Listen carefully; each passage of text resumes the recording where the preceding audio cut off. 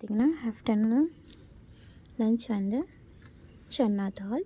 இது வந்து பிளாக் சன்னா தால். அப்புறம் வந்து பச்சை மிளகா, டொமேட்டோ, ஆனியன் இருக்குது. இப்போ மேலே சால்ட் அண்ட் ஸ்பைசிக்காக ரெட் சில்லி, அப்புறம் உங்களுக்கு பிடிச்சா நீங்கள் வந்து கர்டோ யோகர்ட்டோ சேர்த்துக்கலாம். மேலே